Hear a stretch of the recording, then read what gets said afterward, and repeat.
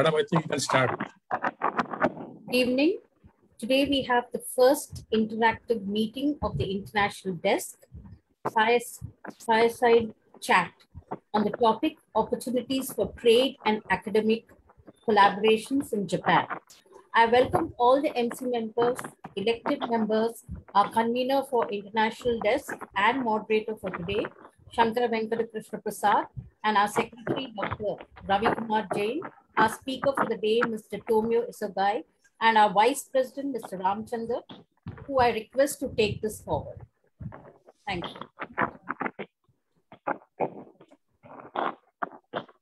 Thank you, Geeta ji. A very good evening to all of you and a warm welcome. I welcome heartily our guest of honor today, Mr. Tomio San. Apart from him, our office bearers, Dr. Ravi Kumar Jain, and our convener for today's meeting, Shankara Krishna Prasad, Rajendra Prasad, other office bearers or members of the HMA, and all dignitaries. I feel it really a proud privilege to be a part of today's program, which incidentally is the first program which Mr. Shankara Venkata Krishna Prasad is trying to kickstart on the international front. HMA is now embarking on this new activity this year under leadership of our president, Kavita Garu. I think this is an appropriate way in which Mr. Prasad has started, and I heartily congratulate him for his initiative, bringing in our old friend, Mr. Tomio San, who has been with us for quite a number of times, and I'm sure he'll be leading our path and showing us the way how to go about in trying to have a good rapport between us and the counterparts in Japan, be it in the academic field or be it in the industry field or even the business circles, so that we have a win-win situation in all aspects. Before that, I would like to tell HMA has been striving its best to be as vibrant as ever, to see that we keep on spreading the knowledge in management to all circles, but be it the industry, business, academia, the colleges, the students, the entrepreneurs, and even the practicing managers. The idea is that we have to excel while we manage our business or our organization. And in the process, several facets are always in our path.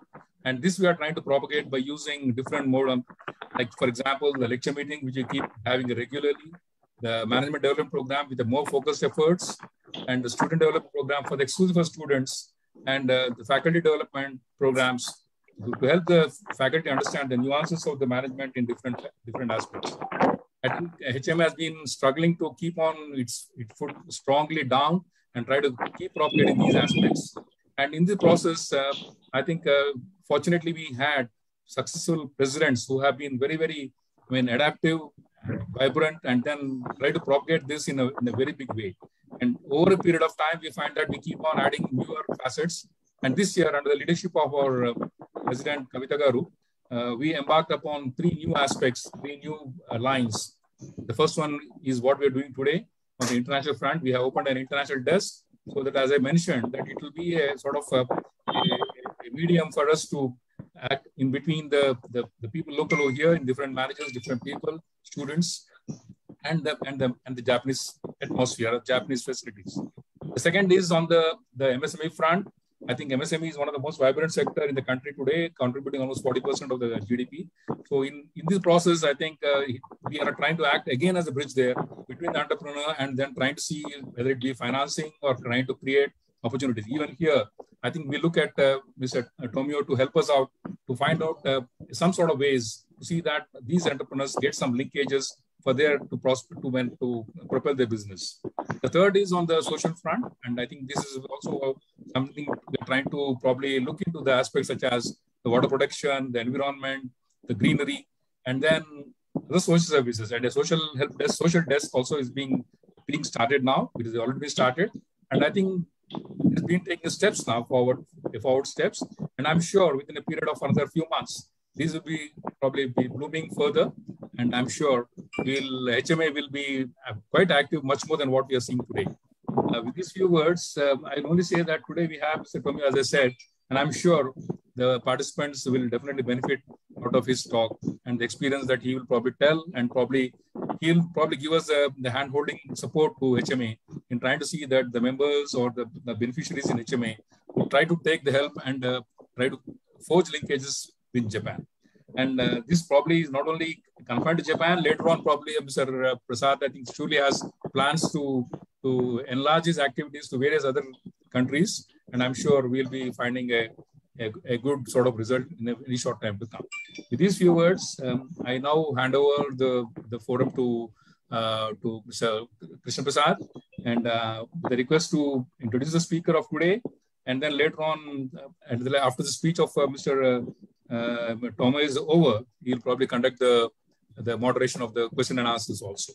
So thank you one and all, and I thank once again for the opportunity given to me for to start this program today on account of the absence of our President Kavita Garu. So thank you very much. Thank you very much, Vice President V. Ramchandra Garu. That's been a great summary by you, as usual, with a great gentleness that you have brought that forward to HMA. I am honored to introduce Tomio Isogoi. Tomio-san, when I say Kon Banwa, Ohio, Gozaimasu, just bowing before you, I just say good evening. Sir, Konbawa. Mr. Tomio Isogoi is the former managing director of Sharp India Limited. He has 37 years of career at Sharp Corporation, an over 100 years old Japanese electronics giant who has spent more than 20 years out of Japan engaged in the global sales and marketing of consumer electronics, domestic appliances, communication devices, office automation products, and solar power generation systems that Sharp manufactures. He truly is a global-minded business leader with diversified experiences in more than 60 countries over the world, residing in 5 countries for more than 25 years up until today, particularly in the emerging markets. He once was a member of the Economist Forum in Dubai, United Arab Emirates, as managing director of Sharp Middle East Free Zone establishment. Mr. Isogoi has retired from his career at Sharp in September 2016 and returned to Japan, where he has become a member of Ayurveda Society in Japan, BKS Iyengar Yoga Association in Japan, the Kansai Japan-India Cultural Society in Kobe, Japan-India Cultural Exchange Network in Tokyo, and the 22nd Century Academy in Tokyo, Japan. In early 2017, he has come back to India and has started to engage in his new endeavor to become a bridge person connecting India and Japan in commercial, academic, and cultural aspects. He does even today, in any case.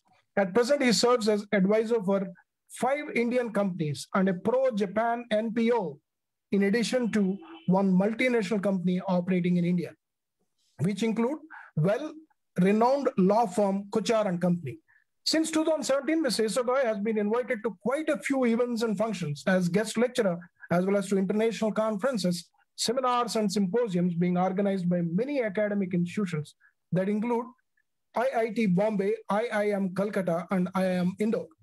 From September 2017 till August 2019, Mr. Isogoi has been appointed as adjunct professor at Ajinkya D.Y. Patil University in Pune to conduct his practical and inspirational lectures in global marketing, cross-cultural management, and leadership and team building for its BTEC, MTEC, BBA, MBA students. From July 2019 till January 2021, Mr. Isogoi has been appointed as adjunct faculty at MIT ADT, Maharashtra Institute of Technology, Art Design and Technology University, Pune, to teach and coach its BBA and MBA students at College of Management. In July 2019 till June 2020, Mr. Isogoi has been appointed as short-term consultant for National Skill Development Corporation, New Delhi, to facilitate and support the human resource development of the Indian talented youth and to promote the recruitment of them with decent jobs in Japan. Since February 2021, Mr. Isogoi has been appointed as a visiting faculty at MIT World Peace University Faculty of Management for its BBA and MBA students. As from 1st of April 2021, Mr. Isogoi has been appointed as honorary member of and an advisor to Indo-Japanese Business Council, Pune. As of today, Mr. Isogoi is also an honorary member of Hyderabad Management Association. We are really honored to have you here, sir, and an advisory board member of ASEAN, Asian Community News. Now, since 2016, the total number of those opportunities of speech come presentation counts more than 230 as at the end of July 2021, both in India and Japan, offline and online. Thanks to the pandemic, most of the conferences are getting online rather. Some of those invites from Indian governments include NSDC, National Skill Development Corporation, Government of Sikkim, Government of Mizoram, Government of Manipur, Government of Assam, Bharti of Maharashtra, and Yashwantrao Chavan Academy of Development Administration. We also have Indian academic institutions which include IITs, IIMs, I mean, you name them. You got Indore, Bangalore, Calcutta, then Allahabad, SPPU, COEP, all of them. And of course, IMBA, MIT, Aurangabad, Exim Academy, Tamil Nadu, Open University, Nagarjuna, COET, SA College of Arts and Commerce, what have you, CVM, Ramanaya Institute of Management, a whole lot of them. And then it also includes few industry and private, circles, which include ASOCHAM, AIOE, EFI, ASCII, IJBC, AFJ, MIG Impact, GBN, Andhra Chambers of Commerce, HMA itself, and Lions Clubs as well. I have invited him last for that. CUC Rotary Club as well, he has done it. So there are very important topics that he spoke on, but we can go on and on for it. At the end of the time given is 5 minutes for me to read his profile. This is the great Tomio-san, who is amongst us, Tomio Isogai, if I have spelled it correct. Isogai-san, we've been friends. Let's continue. Let's look at the trade and then the academic collaboration that are possible between Indians and the Japanese. Thank you very much. Over to our Vice President for the next point, sir. Yeah, I think Mr. Prasad has given a very big list of his credentials, which we all feel proud to listen. In fact, he forgot one. He is our only honorary member of HMA. For which we really feel highly privileged. Yeah, he started that. Yeah. Now I request our guest of honor, Tomio-san, to please take over and deliver his valuable address. Very good evening to you all, and thank you, Vice President. Special thanks to Krishna Prasad-san for this opportunity given to me.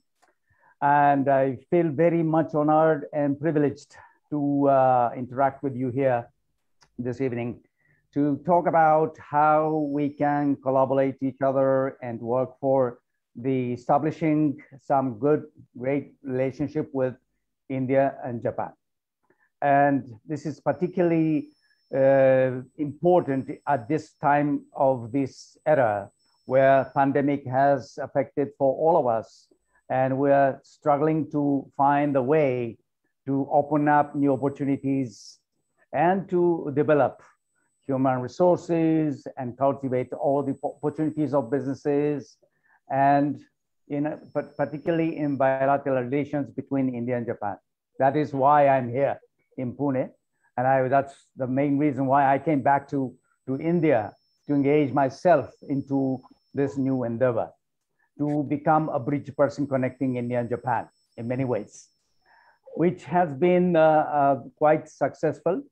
And for me, it is a great opportunity to work in this direction and to seek more and more opportunities between India and Japan, particularly for the young people, the new generation. I'm looking at the time frame as my target is 2050. Can you imagine that? My targeted timing to reach is 2050. So it's almost 30 years from today. I don't even know I'm going to be still alive or not, but that is my goal, to establish a very huge opportunities towards them and to establish a very strong bonding towards the future. That is not easy, and that is going to take some time. So I took a very long-term perspective to hit that goal. As far as I'm okay, I'm trying to reach there. So let me just go through my presentation. All right, I have prepared one presentation for you all, which is titled as this. So trade and academic opportunities for India with Japan. First of all, I like to share, this is the world map that you are very familiar with, but this is not the world for us Japanese people to see. This is not the word for us. This is the word for us, all right? That is the first thing I like to share, because you are all familiar with this map as a world. But this looks like Japan is very far away from the United States of America, but it's not really true. And people say Japan is located in the very far east. That is not true either, because from our perspective, Japan is in between US and India. And in the very far east, we see New York City, United States. That is far east for us. So that's a very different perspective. This is something that you need to know. The Japanese people are watching the world like this way, not as you do. Now, the second difference in perspective that you have to know is the population and demography. This is the Indian population pyramid. If you are not very much familiar with this graphics, the blue color is boys or male, the yellow color is girls for female, the bottom line 0 age, and every 5-year age step going up and up till 100 years here. So as you see here, this demography shows India is a very young nation. Now, I told you my target is 2050, 29 plus years from today. India will look like this. India's population or demography will look like this. And it's a great, great shape that has all the so-called demographic dividend.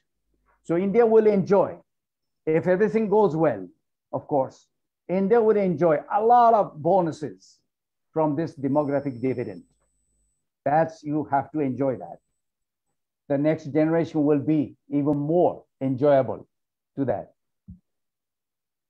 Population-wise, 138 crores now can become 164 crores. This is far biggest in the whole world. And India doesn't have to do anything special for that. It's a natural move that you'll get. There is no extra efforts you need to do to reach there. Japan, on the other hand, looks so different, so different. This is the shape of the Japanese demography in 2020, and it will look like this in the year 2050. Look at that, look at that.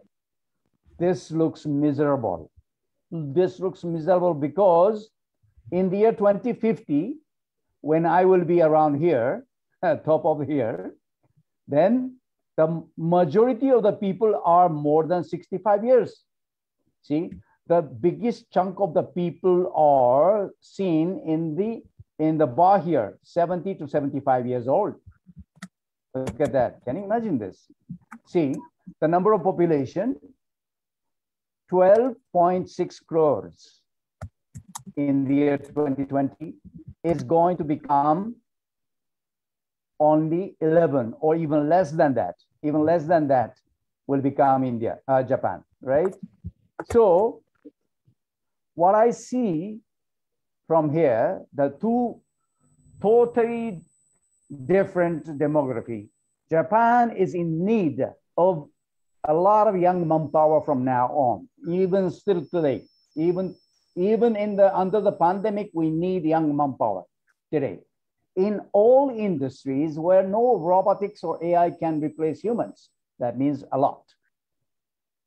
So these are the two different perspectives that I wanted to share first of all. But there are many common things that we can share between you Indians and us Japanese, like Buddhism. It's been very much deeply spread over Japan from 8th century India has made Buddhism, and this has been brought up very strongly and deeply into the Japanese society. An Indian monk, Bodhisena, is the first Indian visitor to Japan through China, and he spent his whole life afterwards. Japan is a very unique nation. It is a nation of multiple religions. Multiple religions believed by the same people. This is the point. Multiple religions here in India, but every person has its own religion, nothing else. But in Japan, the same person believes in multiple religions, like this Shinto. Shinto is worshiping in nature. These are the two rocks in the seashore, and it's believed to be the gods. See, the bigger rock here is symbolic of a husband, and the smaller rock is his wife. They are connected by the sacred rope, and this is a symbolic of the Shintoism here. And people believe that gods are here to protect us. Even in the trees, even in the rocks, even in the mountains, we believe the gods are there everywhere to protect us. So it's a worship in nature. We do pray for Buddha as well, and we go to shrines to pray for the nature, the God in nature as well. The three wise monkeys, the famous three wise monkeys, as you know, speak no evil, see no evil, and hear no evil. Those are very spread out everywhere in India. But can you believe almost all Japanese people also know about those three wise monkeys? Yes, this is a very symbolic photograph taken from Japanese one shrine. And hundreds of years before Mahatma Gandhi was talking about these three wise monkeys, it was already there in Japan. Now look at those three statues. Those statues are looking like very much familiar to you, because those are from the left, Benzaiten, Kangiten, and Tamunten. But those three gods, statues of God and Goddess, are worshipped in Japan, but those are all from India. Saraswati, Ganesha, Kuvera. Those are in one place. Even Lord Ganesha is just one of the deities worshipped in Japan by the Japanese people, derived from India. Can you believe this? There are so many other gods and goddesses worshipped in Japan, originated from India, just like Lakshmi here. The Lakshmi is also another deity or goddess originated from India and worshipped in Japan as Kichijo-ten. The name has been changed to a Japanese name, but it is truly believed in the same manner as Lakshmi here in India. Now, let me talk about Industry 4.0 and beyond. Now changing the subject. It is very important for you to know what Japan is looking at. Now we are living in Industry 4.0. Now let's take a look. First, Industrial Revolution, Industry 1.0 in the 18th century. Second, a revolution, Industry 2.0 in 19th century. The third Industrial Revolution in 20th century. And we are now living in the 21st century at fourth generation, the Industry 4.0. Obviously, these Industry 1.0 to 4.0 has been, promoted by Germany. Now, in the United States of America, there is a terminology, marketing 4.0. What is that? Marketing 1.0 started from the product-driven marketing. Marketing 2.0, customer-centric marketing. Marketing 3.0, human-centric marketing. And marketing 4.0 right now is a marketing approach that combines online and offline interactions, which is happening everywhere right now. between the companies and customers. But actually it is because of the pandemic, not only between the companies and customers, but also company, employers, and employees as well. In fact, in an increasing online world, this Marketing 4.0 author, Philip Kotler, the marketing guru, says the offline touch has become more important and strong differentiation can become. So Marketing 4.0 also blends style and substance in building brands and ultimately complements machine-to-machine connectivity with human-to-human touch to strengthen the customer engagement. So in Germany, the Industry 4.0.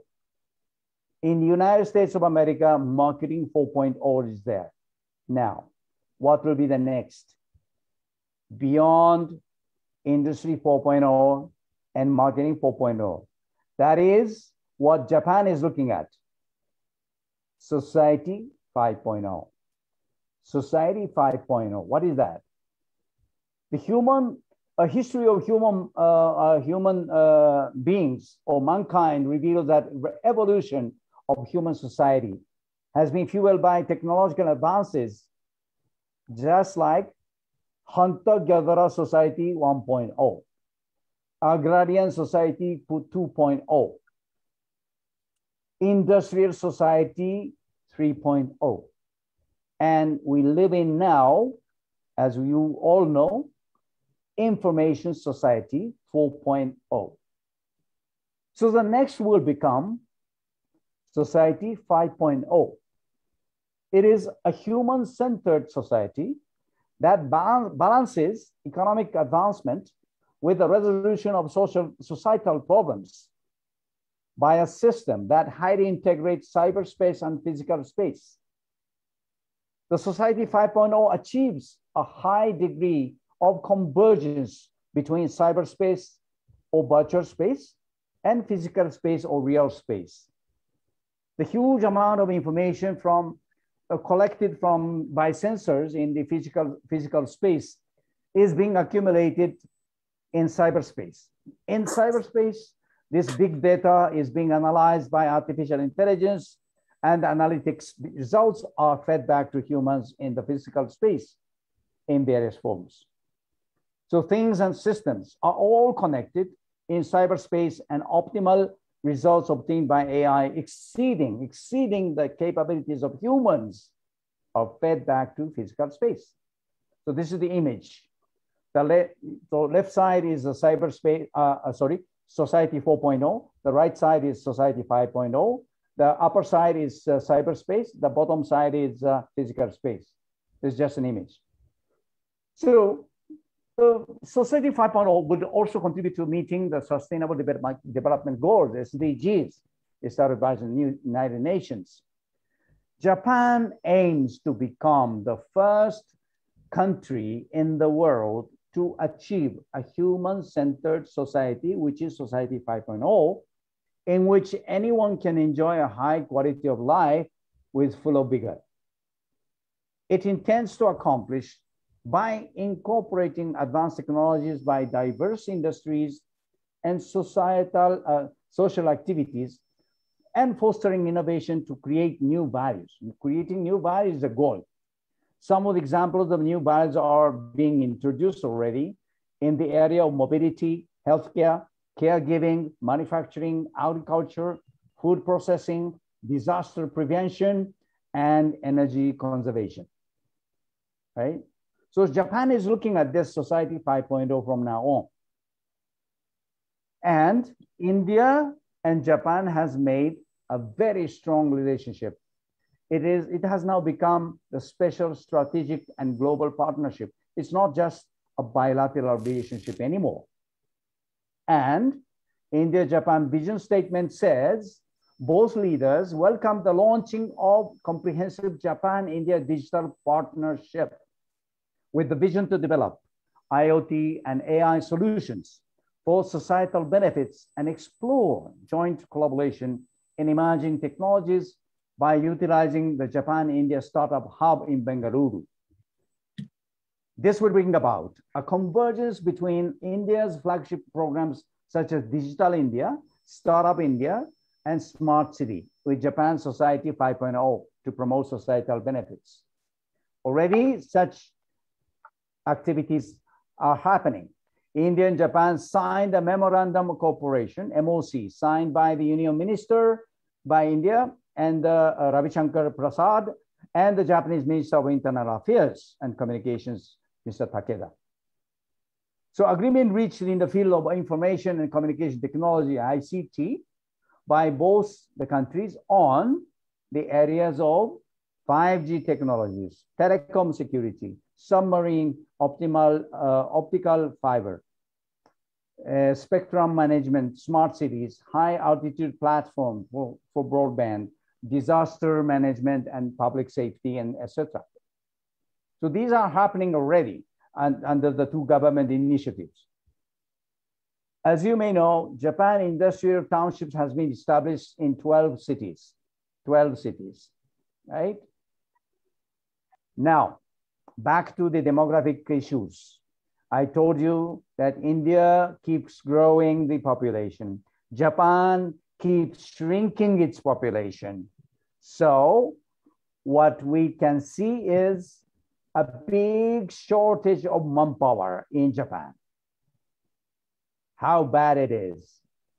The foreign workers can solve only a part of Japan's labor shortage, which, as you can see here, the nursing care, more than 3 lakhs, restaurants serving close to 300, no, 3 lakhs. Construction workers, more than 2 lakhs. Agriculture, hotel lodging, and so forth.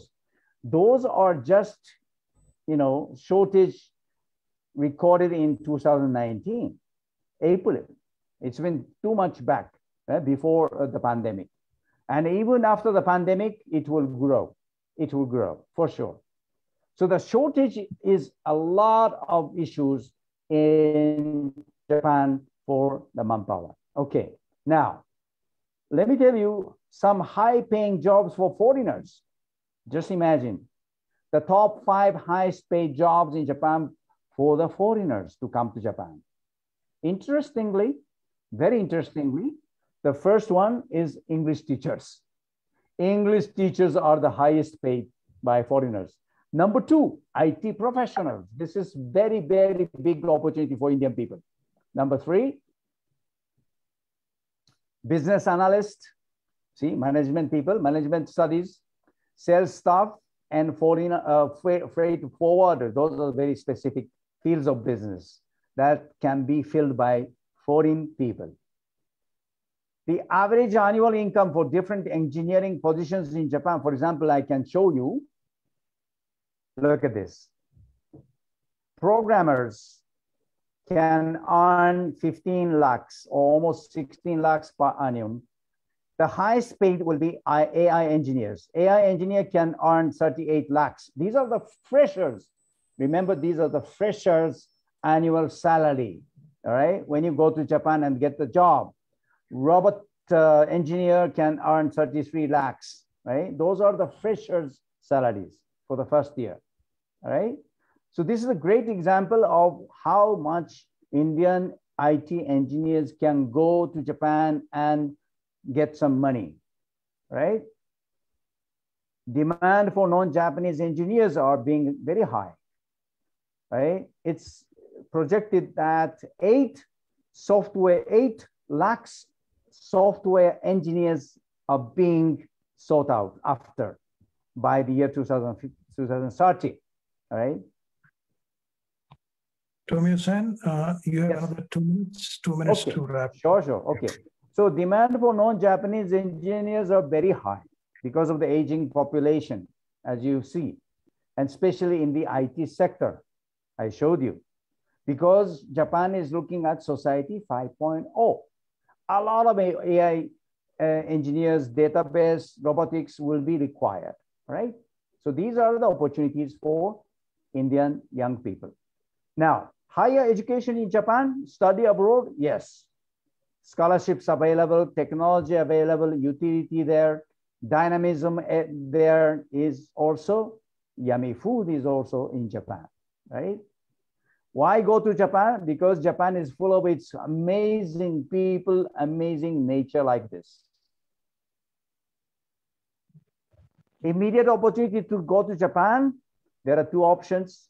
One, Sakura Science Program by JST, Japan Science and Technology Agency, based on the invitation by Japanese institutions, duration of 1 week to 3 weeks, and all year round, and everything, the travel expenses, starting from the airport from India, coming to the airport in India, all expenses will be borne by the Japanese government.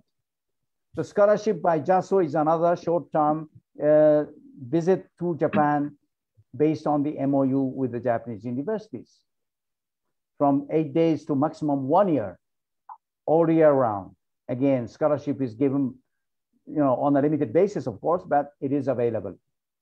So why not think about Japan for the higher studies for the young people? But suggestion, I think you need to start learning Japanese language today. By the time when you graduate from the college, you can be employable level to reach. Okay, so I talked about 3 wise monkeys, but let's forget about those 3 wise monkeys, because look at this carefully. See, you may not be seeing any evil, you may not be hearing any evil, you may not be speaking any evil, but you may be following and sharing all the evils every day. Let's forget about that. The Indian wisdom Rigveda tells you, Ano Badra Krataboyantu Vishbata. May good thoughts come to us from all directions. Speak out, listen up, and see it all. See those 3 wise monkeys, not wise monkeys anymore. 3 smart monkeys. See? So let's be 3 smart monkeys starting from today. Thank you so much for your attention. Let's build a solid partnership for a prosperous and peaceful future together. Okay, thank you. Over Thank to you, Tomio-san. Yeah, we have done it well. I mean, the way you have packed up entire things in a smart 20 minutes, a lot of information, but I guess we should have another more elaborate one in the future time sometime. Now, yes, I know. We have 2 committees in Hyderabad Management Association. One is an MSME desk. Other one is a faculty development program, and the student development program desk that we have. Both the committees actually have forwarded to us some of the queries. I thank Sri Rajendra Krishna Prasad Garu, who is the convener for the MSME desk, as well as Professor Vandana, who has given from the academic side with the support of all of them. So we'll start with the MSME desk questions. The first question, Tomio-san, I would ask you, you would answer it, okay? Yeah. I would request the audience to just observe. Should they have any queries at the end of this interaction, you can put in the chat box, okay? We could see them. In fact, there is a time meant for chat box typing towards the end of this session for about 15 minutes. I'll let you know. The first question, Tomio-san, are you ready? Yes. Now, we are like samurai. Okay? What are the trading and business opportunities for the Indian MSME sector entrepreneurs in Japan? As you know, MSMEs, micro, small, medium enterprises are the ones that we talk of. So what are the trading and business opportunities for the MSME sectors in Japan? Yes, there are opportunities, particularly from the Japanese MSME sectors who have their own expertise in some areas of business. And there are so many technologies, innovations developed by them, not just by the big guys, but small guys can contribute a lot in the industry and innovation. Those are not really exploring the export business or outside Japan. They are bound to be in Japan as well, only because of 2 reasons. One, because it's a small business, they can just accommodate their needs in Japan. Number 2, they are not exposed to outside world. They're not exposed to, or they're not accustomed to deal with the foreigners. They don't even speak English. So there are limitations, but they got a lot of technology advancements that can be explored, that can be transferred to India and explore the Indian market. So the MSME Indian partnership with the Japanese MSME is the opportunity. Great. I mean, in which sectors you think? I mean, are you saying that it's going to be in the engineering side? Yes, many engineering sectors, manufacturing sectors, and software industry as well, and of course, service sectors as well. Service sector as well, and infrastructure as well. I mean, the building industry, plant erections, and all that. Yes, yes, agriculture sectors as well, even. Agriculture as well. That's great. Yeah. The second question to you would be, what are the items Japan imports from other countries? A lot of things, particularly, particularly food stuff. Let me just complete it. I'll just complete it. Is it possible for Indian traders and industries, can they have an opportunity for exporting the same to Japan? In the sense, I mean, whatever you're importing into Japan, can there be a possible, share given to Indian markets to export to you into Japan? So how open is Japan? Why not? Why not? But there are certain conditions to be met. The biggest hurdle, biggest challenge for Indian people is to make the standard of quality and safety of the product. Particularly in the area of food or agriculture, the food safety is a major concern, of course, everywhere. But Japanese people are so sensitive, and Japanese people, customers are also so sensitive to the standard of quality, and not even quality in terms of the safety, but also the performance.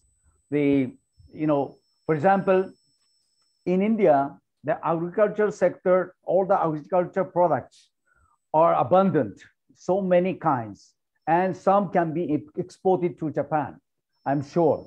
Mango is a good example. Mango is a great example because we don't have mango.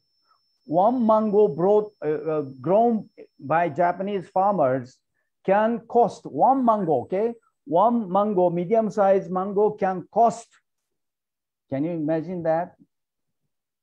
One piece of mango can cost 200 rupees. Okay, great opportunity. Right? Because the quality is so good.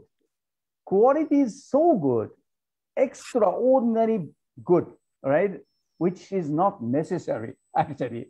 Which is not necessary, but just because of the business, just to make the business go and growing, those farmers growing mangoes in Japan are making extraordinary efforts to make the quality extraordinary good, so that customers can accept and can afford to pay for that. Right. But India should not follow that. India should not follow that. But India should follow certain level of quality standard and keep it going. That is the challenge. I understand that. It's really appreciated the amount of quality of focus that the Japanese are looking at, and also the compliance part of it, whatever is being done. Talking about it in the drug industry itself, when you look at vaccine manufacturing, I'm sure Japan must have looked at India. There are quality vaccines that's coming up. So I'm sure, that's a great one what you have taken about the quality and compliance. So I have another question. This is from the Young Leaders Forum. We have also an Young Leaders Forum in Hyderabad Management Association. This time, our president, led by her, we have got new things coming up, as our vice president said, including the international desk. This Young Leaders Forum would like to know what are the various educational courses and skill development programs, skill development programs.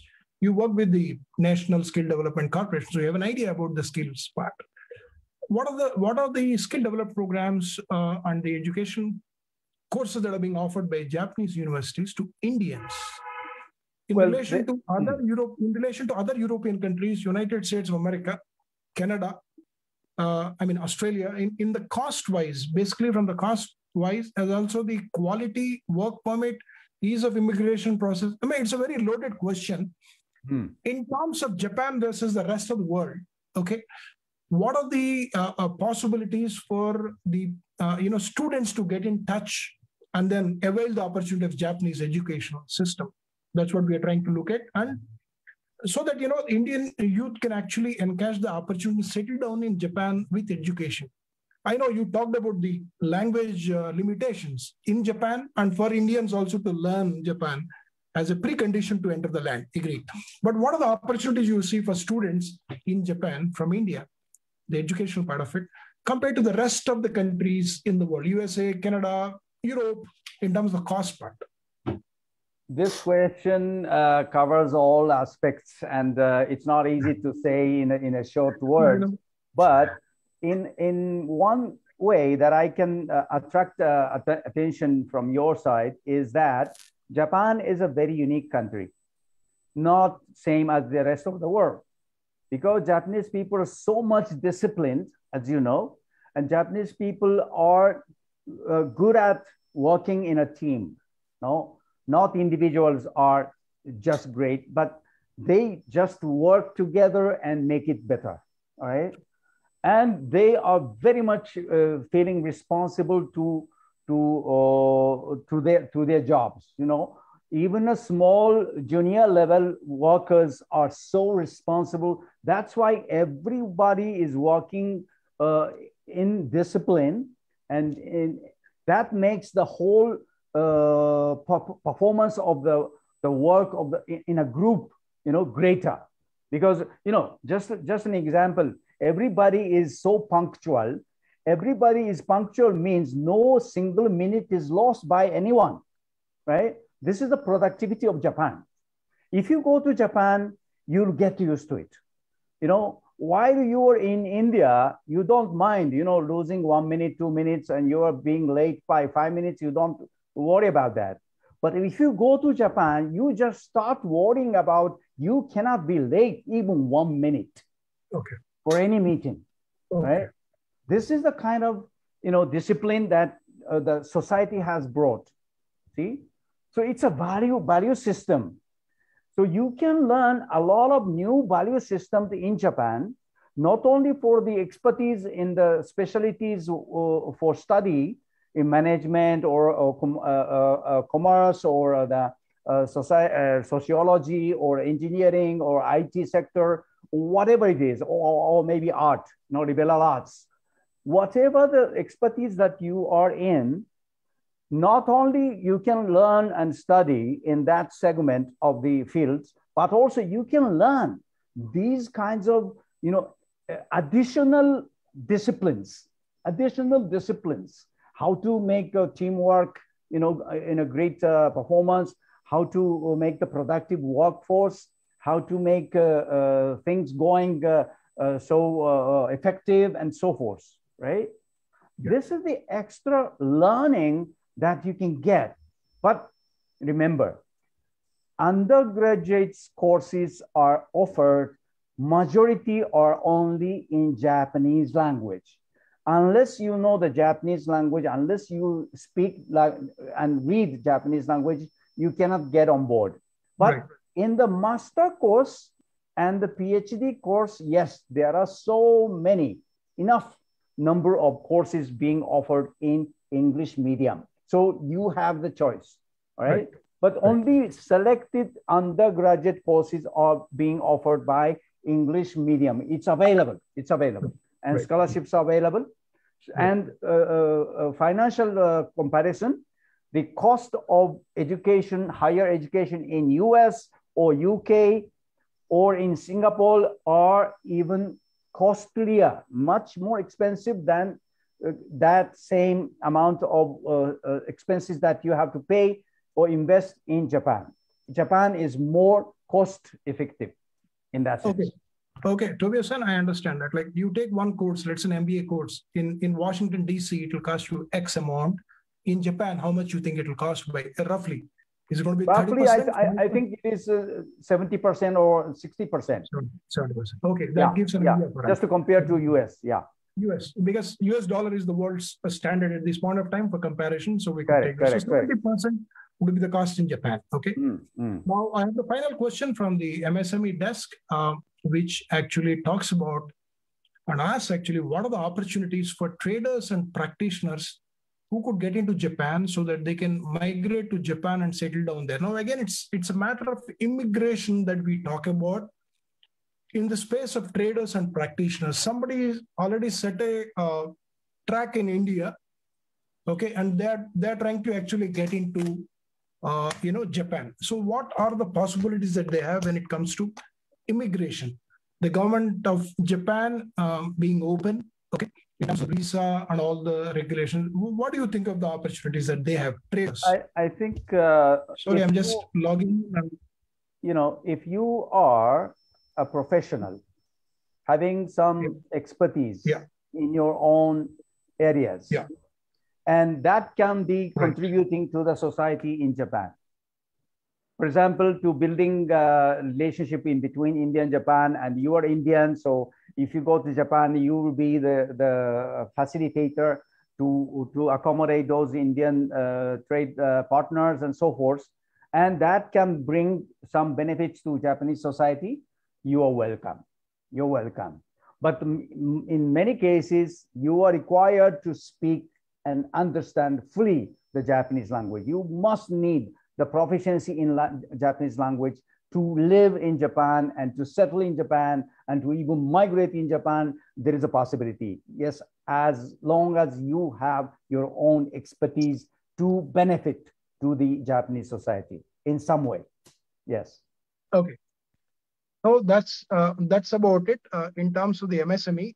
These are 4 questions that we have put. There are a few in the chat box. I think we'll go to them towards the end of this particular thing. Now I go for the academics part of it. What Professor Vandana has actually forwarded to us. We'd like to just know, if you purely look from the faculty point of view, what are the faculty development programs that Japan could try and coordinate with India, the similar ones? Is there any possibility for us to have a faculty development programs coalition? For example, Hyderabad Management Association has got many institutional members. The academic institutions, they have faculty. So we could try and look at probably a faculty exchange program, something like that. You have something like that? Actually, it is not very much seen right now. But the potential is, as I said, see, Japan is looking at Society 5.0, which is totally dependent on the IT, right? So if you are the IT specialist, I mean the IT faculty, right? Consumer science, computer science expert.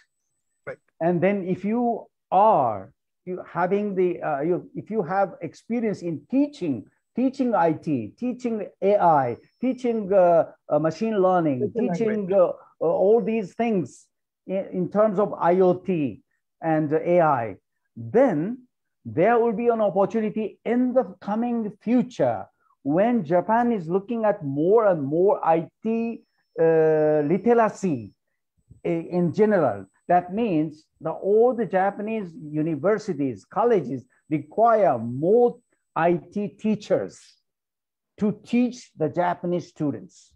Right, right. That is the opportunity I can see. I understand. Okay. Similarly, do you have any student professional development programs with you?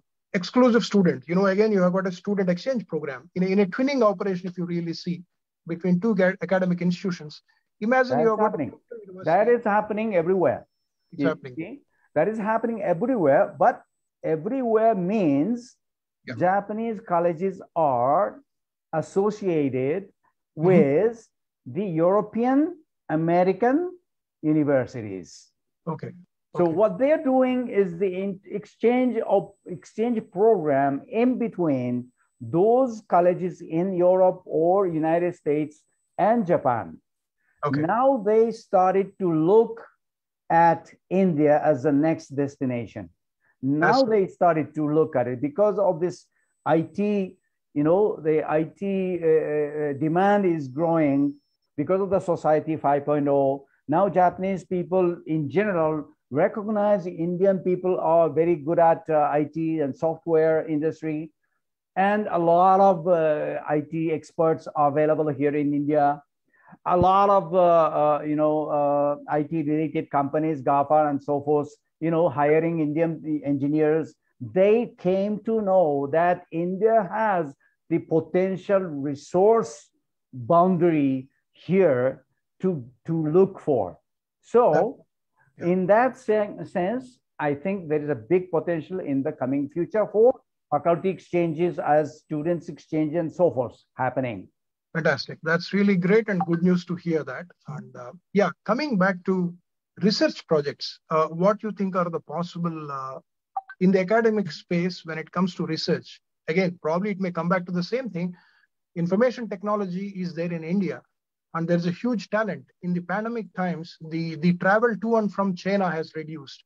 So a lot of back-end operations have already shifted to India. Considering that, I'm sure research projects or certification courses will have a good opportunity between India and Japan. Tomio-san, you should actually be in touch with us from the HMA to try and take forward these things, okay? Yeah. I'm sure research projects also, you must have got a couple of them in Japanese universities. Have you already done some research projects so far between India and Japan, Tomio-san? No, not personally myself, but I'm promoting one program offered by the Japanese government. I just included in that presentation that I have done. See, okay. JST, yes. Japan Science and Technology Agency is offering a Japanese government funded program, which can give the scholarship, not scholarship exactly, but the funding to give a group of students from India to go to Japan and spend a maximum 3 weeks with the interaction and association with some counterpart in Japan, and to do some joint research program, visiting some research centers, visiting some prominent museums, and to listen to some of the scholars and so forth. This kind of experience program is being offered by the Japanese government. This can be brought a great opportunity for many researchers to go to Japan and to get to know about Japanese technologies, and coming back and then make the relationship even further. That's great, really. Yeah, nice to know that. Yeah. In terms of conferences and seminars, for example, Hyderabad Management Association's institutional members, can we have a joint program? At this point of time, it's not possible offline. It has to be online only. We can try and look at some possible interactions in terms of conducting joint seminars on a specific subject. For example, vaccine development itself, or managing a vaccine manufacturing company in terms of the operations, finance, production planning, sales and marketing, what have you. So can we look at some sort of programs between India and Japan, Tomio-san? What do you say? Yes, why not? Why not? I don't say particularly in the area of vaccination and administration of that. I don't know. I'm not very much aware about that. But in general, okay. Organizing joint seminars, joint conferences, particularly online, that will not require any travel expenses and the time spent for that. So it's even better. It's even more and easier to get along, right? So I think there are certain opportunities for joint conferencing, organizing things with some institutions or some research institutes or the counterpart. But the challenge is how to find such a partner in Japan, because from Japanese perspective, their priorities are always for US and Europe, right? Just as India has been, right? India has not looked at Japan as a destination for collaboration, association. Not many Indian students are going for higher education in Japan. That is one phenomena which is changing. The same way Japan has been looked at the US as a destination, Europe, UK, or Singapore, maybe the nearest destination, or China, all right? Those are the situation that they're living. So they have not looked at India as their destination for joint research, joint collaboration, association, organizing conferencing, but it's happening. It is happening. Yes. Yeah. And through Tomio-san, we'll expect many more things to happen like that. Okay. That's my job. Yes. Thanks a lot. And what about the placement opportunities, Tomio-san? When it comes to employment, is the pandemic has made a lot of people lose jobs across the world. It's not just India, Japan, United States, America, the Europe, rest of all the world. A lot of people have lost jobs. Right. In terms of placements, I know you will say that, okay, let somebody from India know Japanese, they can do, it's fine. But how are the placement opportunities for Indians, let's say from Hyderabad into Tokyo? Placements opportunities are plenty. As I showed you, the shortage of manpower is very big, serious problem. But in terms of which area of manpower, which type of the expertise required, it's all depends. Sorry to interrupt. You said 300,000, requirement is there. Okay. Yes, that was for the nursing care. Nursing. Yeah. So nursing care, the shortage is huge, especially nursing care for the elderly people. Nursing care for elderly people, the shortage is very serious. And I'm looking at, and I'm working on it to get some manpower from India to be sent to Japan. I'm starting now. I started now, but they have to learn Japanese again. Because, taking care of the elderly people in Japan, they never talk in English. They just speak in Japanese only. So those people who are willing to work in Japan in this sector, they have to learn Japanese language, first of all. Right. Tomio-san, coming back to the language, what's the online mode opportunities for the Indians to learn Japanese? Yes. On the chat box also, I found a lot of things actually. Dr. Balaji was mentioning how long does it take for a student to take a course when it's online, if you're saying duration part of it, the fee structure part of it, could you roughly explain to us? Just roughly speaking, there are levels, okay? There are levels. Let's see, there are 5 levels specified by the Japanese government. The level 5, N5 is the lowest and, beginner's level. N4 means the secondary level. And level 3 is the intermediary level. N2, the advanced level. And N1 is almost the natural native level, right? So this scale 1, 2, 3, 4, 5, at least to get employment or employable level, you have to reach N3, which is intermediary level.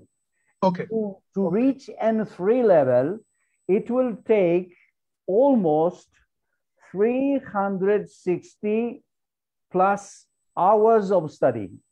360 plus hours of study, because to reach to the level 1, the first level, which is level 5, it will require 150 to 180 hours of study.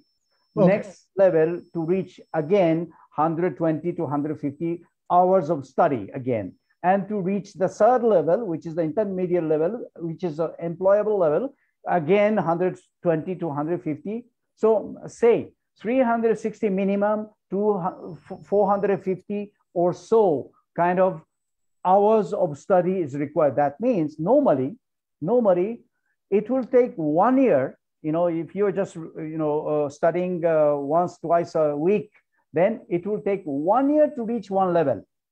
Okay. If you study more frequently, then you can reach to the second level in 1 year. That means 6 months to reach one level. Again, to reach the third level, that means it will take normally 3 years of time to study. Or if you're studying very intensively, then you'll need at least 2 years. 2 years to do. That's great. And what about the cost part of it, Tomio-san? Look at the one course to reach there, it will cost around 20 to 25,000 rupees. In case of the online teaching in a group, not personal tutoring. Okay. 20, 25. And L1 would be, it depends again on, it may be a bit costlier. I think L5 is what the Indians would look at to start with. Maybe that's about it. Yeah. Okay. If you're starting from scratch. Yeah, I am coming to the last question in the academics. That's concerning twinning programs. Tomio-san, twinning, as we know that we have 2 universities or 2 institutions coming together. they actually do the programs jointly. Probably there's a project happening in one campus, the main course happening in the other campus, or the other way around. And there is an exchange of faculty in between, which is inbuilt, as well as the student exchange as well. It all depends again on the MOU, but generally, you're looking at a twinning program. A certificate comes with 2 universities, certifying it. So we call it, yeah. What are the opportunities for Japanese universities? Yes, I mean, yes. We call, I think, double degree program. Double degree program. Yeah. Okay. It is available. It is available. It is possible, of course, and it's already done with some Japanese and Indian colleges. Already, it's happening. It's happening. Okay. Yeah. I understand you talked of University of Tokyo having Delhi office or Mumbai office? Delhi office. Delhi office. Okay. So that's there. Now, let's imagine there is one Hyderabad, college, which would like to tie up with the Tokyo college for a twinning program. What are the possibilities of tying up? I think if you come up with the proposal in the area of IT and computer science teaching program, as I said, because for Japan, it's most important and most priority, given to the IT sector. So if it is related to IT, IoT, AI, machine learning, all these things, it can be easier to be taken up. Right. Okay. So that about closes roughly all the questions that we have. Now, can I just get back to, I think we have next another 20 minutes there. Last 15 minutes are basically for Q&A session. There are some questions actually put in the chat box. I'll just read out one by one. Shivaram Tekuru was asking, interesting, can we get the PPTs, please? Of course, yeah. Right after this this program, I will be sending to you, Krishna-san. You'll get my presentation in PDF format. Certainly, yeah. Thanks a lot. Dr. Balaji says, how much time does it take to learn Japanese for a student to take a course? Now that you've already explained, okay? Yeah, I already done. That's done already. Then one more thing is share some light on Ayurvedic Society of Japan. Our Rajendra Prasad, who's already in touch with you for his MSME desk, he's talking about. Can you just explain about the Ayurvedic Society of Japan? Ayurveda is much more famous in India, and then you're glad to see and hear that Japan is doing it. So could you please throw some light on it? How big is the industry? How are the things? Ayurvedic Society is a society where all the Ayurvedic practitioners, researchers, and Ayurvedic doctors are, involved, and they are forming one group of people and to get together to help each other to learn and to organize some conferences to promote Ayurvedic treatments. But as you know, Ayurvedic treatment itself is not certified or not covered by the health insurance. Okay. So it is still an optional treatment that is required to certain opportunities or certain diseases. So it is a kind of total option to the Western normal medical treatments. Right. But I see, because of this change in demography, as I showed you again, see, right, change in demography in Japan, which is more and more aging society. Right. That will require a lot of senior people to be taken care of, right, to prevent from diseases and to taking care of some disease that they have been suffering, which are not curable by the Western method, right? So there is a great opportunity for more holistic approach, including yoga, Ayurveda, and many other methodologies to be taken care. Alternative methods of medicine. So I believe, I also belong to this society, and I am also a promoter to Ayurvedic treatments in Japan. But unless Japanese government seriously take it as a part of the insurance coverable, health insurance coverable methodology, it may not spread quicker or very much wider and deeper. But I think it is surely being recognized as a very holistic, important methodologies, and only Ayurveda can, be curable to certain diseases. That has been recognized. So very right. India has been actually championing it. Glad to know that. Now, one more question is skin color a problem for nursing care? Dr. Balaji says. Which one? Skin color. Is skin color a problem for nursing care? Maybe. I have to say, very honestly, because Japanese people are very much familiar with the eastern part of Asian people, right? Okay. And many of the nursing cares are being done by, for example, Vietnamese, right? Or Indonesians. But that doesn't mean that there is no chance for Indians. That's why I'm saying that I will start working to accommodate some of those manpowers from the northeast India, northeast part of India, which is very much closer to us. That means for the Japanese elderly people, they have no kind of burden to deal with different kind of race of the people, right? So yes, there is a certain level of resistance maybe in the very beginning, but once it is recognized, well, it doesn't matter of the color of the skin is not the main issue, but the main issue is how the people are taking care of the other people and how much they are considerate. They are very much sensitive to the other issues. That is more, fundamentally important for this kind of job, right? Right. So yeah, fine. Thanks a lot. I think Dr. Balaji, you got the answer for it.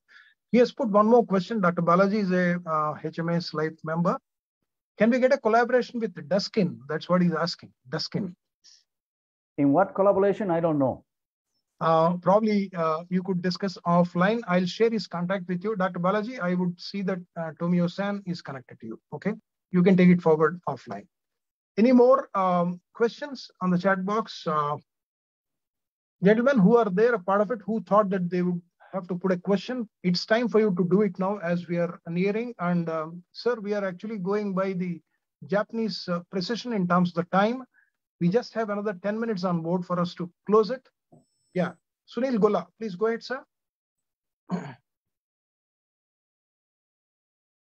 There's one question that's coming up, Tomio-san. What I have understood here is that this is something very, very surprising to see that, there are 12 Indian cities using Japanese, projects. That means Japan is already into us. And Dr. Balaji says, I'm an advisor to private university. Would Tomio-san be okay on our advisory panel? Okay, I think that's a matter that... see, we should refrain from such things in sessions like this. Okay. Can we, one question here on the board, can we get access to sessions on Ikigai? Ramesh A. Oh, Ramesh Vemugantigaru? It's up to you. You can organize one. Perfect. You can organize one and you call me up and you invite me as a lecturer. I'll be happy to do that. Right. Okay. And one question from Vijay Vedantanti. What are the priorities of JICA? Okay. How can we collaborate with them? JICA is looking at the bigger projects only, the government funded projects only. They are not looking at the private sector. Okay. So another question is, how do we collaborate with Ayurvedic fraternity in Japan? Sorry? How do we collaborate with Ayurvedic fraternity in Japan? There's an Indian company. There's Ramesh talks about, Sunil Gola talks about it. I'm not familiar with that. I have no idea. No, I'll tell you one thing. There is a Hyderabad facility which I would request you not to intervene, please. Let me explain. Yeah, sure. If there is a factory in Hyderabad, Tomio-san, and there is one in Japan, manufacturing Ayurvedic drugs, is there any possibility for collaborating with them? Yeah, I think so. I think so. Yeah. Research, manufacturing, why not so? I think it is possible. Yeah. Any more questions, sir? Great. If you allow me, Krishna Prasad Garu, I just have a... Okay. Not a question, but just want to know. Please. Tomio-san, that was a really, really nice session, and in fact, very comprehensive, well covered, every aspect well covered.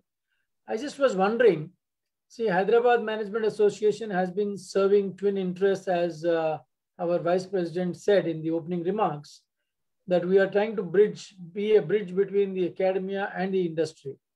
And now we are also kind of laying a new bridge to our international partners, where Krishna Prasad ji is championing this whole cause.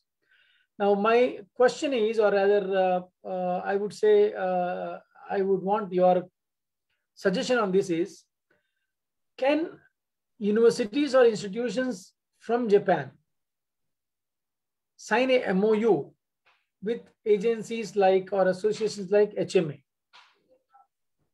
whereby HMA can be a facilitator for a lot of these scholarships and other things that you have talked about, whether it is Sakura Science Technology or JASO Scholarship and others, can be facilitated through the international desk of HMA. Is there a possibility of HMA signing agreements or MOUs with universities there, or is there any similar agency there? Yes, I think so. I have not tried, but I can certainly try for that. Fantastic. Okay, that's great. I have one question here. So I think that gives us the next leap. That gives us a next leap. Yes, leap where Krishna Prasad Garu can yes, actually start working on actually having an MOU with a couple of good universities or institutions from Japan through Tomio-san. Sure, Thank you so much. I have noted that. I have one question on the board here. 1 minute. Yeah, again, Dr. Balaji comes. I think he likes Japan so much. He says, I'm a fan of Japanese koans. I can translate them into Telugu to make it accessible and build cultural bridges. Also haiku. Good. So it's time I give you the phone number of Dr. Balaji, so you tie up and then get in something to it. Okay. Can we get the email, connect with Tomio-san? I mean, that's very private, Mr. Ramesh. We will check with him. If he's okay, we could do it. In fact, he's a part of Hyderabad Management as an honorary member. Anything you have from the international side or anything, you could write to us. We'll take up with him. Absolutely. Okay. Mahesh Kumar ji is asking, what is the policy of imports and exports? Is it entrepreneur friendly? Okay. Imports, we have already discussed, Mr. Mahesh, roughly. But then when it comes to exports, I think I would leave to Tomio-san to talk about it. Well, it depends on what you want to export to Japan. You know, if Japan is already importing from some other countries, the question is how India can be more beneficial to them. Right. It's a quid pro quo at the end of the day. I mean, what Japanese gets and what Japanese gives, or what India gets and what India gives. So I think it depends on a case to case. I appreciate it. There is one Dr. Kalyani Rao. I think she's a dentist. She says, sir, any placement for dentist? If yes, how? She's a dentist from Hyderabad. She's looking for a placement in, let's say, Tokyo. And how does she go about doing it? Does she approach the Japanese embassy here in India? What are the things could you let us know? I have no idea. Okay. So I have no idea. Tomio-san, you should check and then come back. Yeah. I think, sir, we have another 10 minutes on board. At this point of time, if nobody has any questions, we would go. I would request Dr. Ravi Kumar Jain ji to render the word of thanks for the day. Any more questions? We could take one more. Let us know. Thank you, Krishna Prasad ji. Sir, 8 minutes, sir. Rohit Jha ji, can you just put your question very fast? Dr. Ravi has to come back into it. Yeah. Rohit Jha ji, please. I put the question on your direct message. If you can just check it once. Can you put in the chat box? Okay, I'll just type it down. Just type, copy paste it there, straight. Dr. Ravi, sorry, sir, a minute. That's fine. Students empowerment programs jointly. Okay, Rohit Jaji, he's already talked about it. We talked of faculty programs, student programs. There are possibilities and there are many ways. Dr. Tomio-san has actually, I mean, Mr. Tomio-san has already said that there are many students who are actually getting connected. Now it's much more easier. Tomio-san, a word from you. Yes. What else I can tell you? Okay, fine. Okay, over to Dr. Ravi Kumar Jain for, Thank you, Krishna Prasad Garu. Let me congratulate you and the international desk at HMA to kickstart this whole initiative of international desk and internationalization initiative with such a interesting session. My heartfelt gratitude on behalf of HMA, the all MC members, our Vice President being here. President could not join because of health reasons today, but on our behalf and my other colleagues, on behalf of the entire HMA, Hamara Management Association, the Hyderabad Management Association, we convey our thanks to you, our gratitude to you, Tomio-san. This session was really, really informative, comprehensive in terms of the coverage of the subject matter, very well articulated. And we are also happy that you have introduced us to a lot of doors and windows through which we can certainly extend or forge tie-ups and collaborations with Japan and Japanese institutions and industry. It is only limited by one's creativity. And it is very evident from the kind of questions that we have got, a number of questions that we have got, that everybody participated well and they have listened to you carefully. And there is a strong interest. In fact, the participants here are from different walks of life, and they represent the cream de la cream of Hyderabad, both in terms of academics and also industry. So having such a rapt attention from these people means that we are very serious about working with Japan through India, through HMA. My sincere thanks to the entire office of HMA, secretarial staff of HMA, for arranging this without any technical glitch.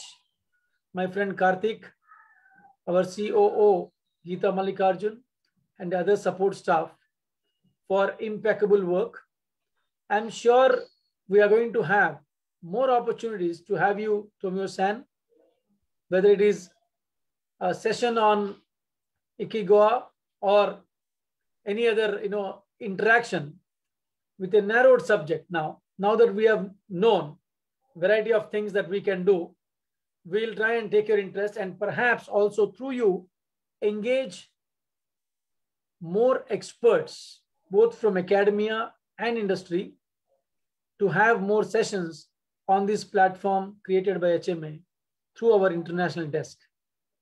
My compliments, hearty compliments once again to Krishna Prasad ji for making this a very, very successful beginning. It's a beginning. And all the participants, thank you for joining in. And I appreciate your attention and also a lot of questions that you have gotten. There is a quick poll question shot at you.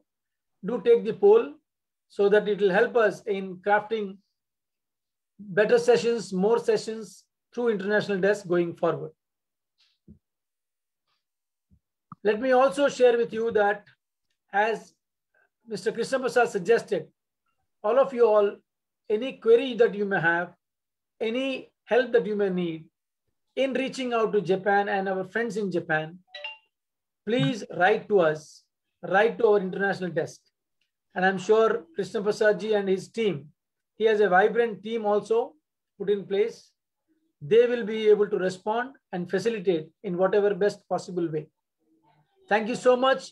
Have a great evening. And thank you so much once again. Thank you. Dr. Ravi, you would like to just say something about Scient? Yeah, I am also happy that today we have got confirmation from Scient, which is a IT company, IT services company, as our principal sponsor for the international desk. So all the activities hereafter will be sponsored by Scient. My compliments and also my thanks to Scient. Though we don't have the representative here, I want to put on record our compliments and thanks to Scient for helping us in bringing more and more international exposure to India to Hyderabad through HMA. Thank you so much once again. Thank you very much, all of you.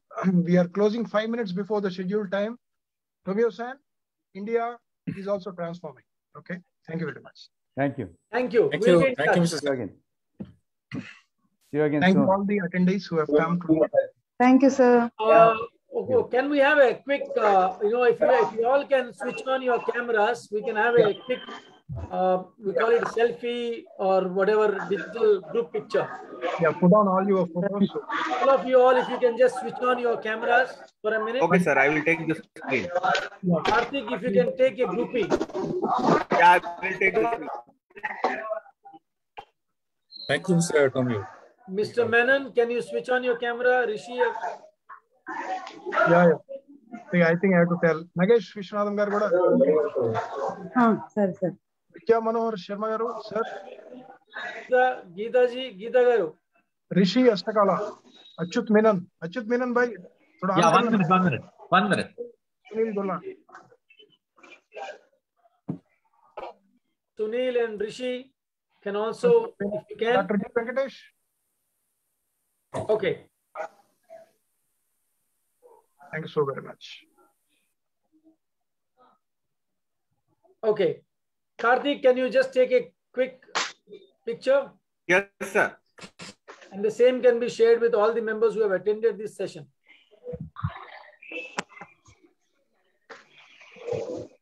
Krishna Prasad garu, wonderful session. Thank you, Tomai garu. Thank you very much. Thank you. Okay. Thank you so much. Karthik, you can end this session, please. Okay, sir.